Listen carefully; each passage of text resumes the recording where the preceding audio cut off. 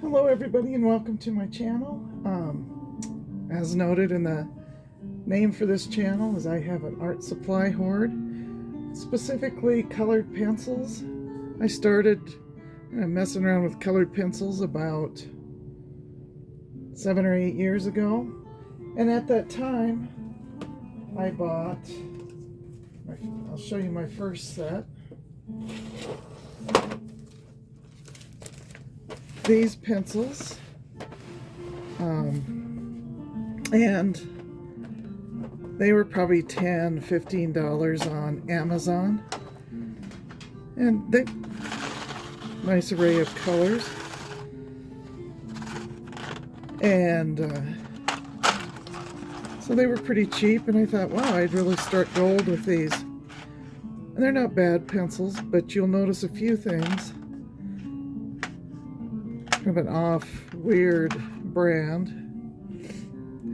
Actually, the color on the barrel matches the color of the lead pretty good, but there's no names, no numbers, nothing on these, so it's really hard to keep track of these or swatch them, or go back and find just that color, unless you were to go through and do your own marking on these to keep track of them, what you use in a picture. They're not archival, there's no light fastness ratings. In fact, there's no real country of origin even on this tin, as you can see here. And they're still on Amazon, but no longer for sale, and haven't been available for sale for a long time. Now, like I said, there's really, other than the few things, there's really not a lot wrong with these if you're doing coloring books or whatever. I did start out for this video. I've never swatched these before. I did start out swatching these. This few issues here, it's a little bit rougher paper. It has kind of a weird texture, even though this is the smoother side of this paper. Not real good coverage. Had to really work hard to get the amount of pigment down that I got down. Also over here, a little bit rougher. These are Crayolas here. A little bit rougher. Problems getting it down. I was like, these pencils are a lot of work. And then I did Crayola, and that was even more work, just because I wanted to kind of compare and see. Crayolas are really cheap. You can get them just about anywhere, just to kind of see that contrast. So that's what those are, Crayolas. And I also got in the Crayolas a set called Colors of Kindness. So but I think the problems, to a certain extent, and I'll demonstrate that, was to do with this paper. And there's nothing wrong with this particular book, sketchbook, watercolor paper. I thought that'd be great, so I could use my solvent on this paper. And I don't like working on it. I wouldn't do colored pencils personally on this paper, so I decided why force something that just isn't going to work for me. So then I went and I got this, found this in my sketchbook stash. It's a nice 110-pound paper, so it's got a good weight to it.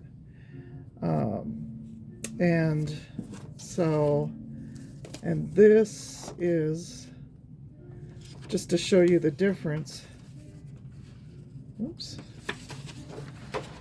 This is the same set swatched in this book. The only thing I didn't try here was any kind of blending, and I'm still kind of new to blending, so like I said, this is kind of a documentation of my art exploration journey. So I'm new to blending with colored pencils. I've done a little bit of it in the past, but I've let kind of my art journey kind of lapse while I did other things, and now I'm just kind of circling back to that. But I really like the way these went on here, so I was like, oh yeah, this has renewed my interest in these pencils, and I can kind of see why I like them. This is just a really more or less kind of smooth paper. It's got a little bit of tooth to it. And you can even see here, the Crayolas are about the same. Of course, the washed out pigment, I messed around a little bit with just trying to see what I could do with solvent and that sort of thing, and not a lot. Not a lot with that. I also did some coloring book pages, and that was in this coloring book here. This is a coloring book I probably got from Dollar General or Dollar Tree or something like that, and it's from Vision Street Publishing. No artist given credit for that. I do like the geometric shape type work, or Zentangles or whatever. Anyway, there's that book, and the paper in this book is kind of like printer paper in a way, maybe just a touch heavier. Anyway, this page here is the one that I did with the platinums, and to get that amount of cover with these pencils, I really had to work at it, and still not a real saturated color. Just to show you what I mean by saturated color, here's I'm in the same book done with Prismacolors, and you can see the colors are really bright. It's really fun going on. I messed around a little bit with blending, not a lot, still have a lot to learn. And here is a page from this book done in the Crayola. So you can see the paper in the coloring books and the paper for swatching really make a difference. And the reason why I'm doing my own, kind of setting up my own swatching instead of buying pages and printing them, I like the fact that this is in a spiral bound book. It's paper the type of paper I like to work on, I might be working on like a Bristol type paper or just a smoother type paper. That's me, that's my preference. So that's why I'm working in this book instead of just, buying a book that's for swatching from Amazon or something like that. I'm just doing my own when I get ready to do a set. This is Art and Fly. Just get out my little template, make these circles, and go to town, write my names of my colors in there if the pencils have that. Finally, I want to show you how these pencils look in a different coloring book. I think I got this just the other day in Dollar General. And so I kind of like this coloring page. And over here, these are the platinums, and these are the Crayola. So you can really see the difference between the two pencils. Platinums, where I kind of was holding out no hope, and I was like, ugh, I think I'm going to get rid of these. I don't like using them.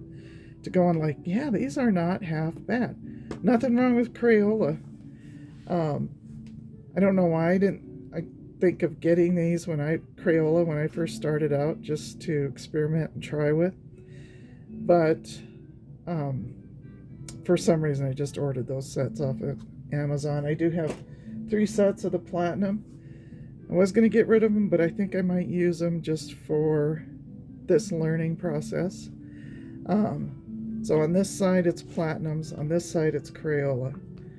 So I'm pretty happy with how they're doing, but I'm also very familiar with Prismacolor, love them. I mean, nothing can beat those. So I'm going to mess around with these a little bit more and see how they blend and how they all work together. But what can you kind of expect from my channel? Just kind of,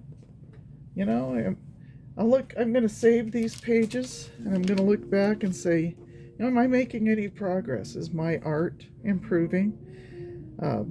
So periodically I'll look back and see how I'm doing, and I'm just going to pop these in a binder. So that's my main goal. I have a lot of art supplies. I've been going through them all, trying to decide what I'm going to keep, what I'm going to do going forward. I've got a lot of art books. So I'm going to be going through those. I hopefully work through some of my watercolor books. And so if you're interested in that sort of thing, I hope you come along with me on this reorganizing, reflection, all of that sort of thing, my journey. So if you've listened this far, thank you for watching. Be sure and like and subscribe.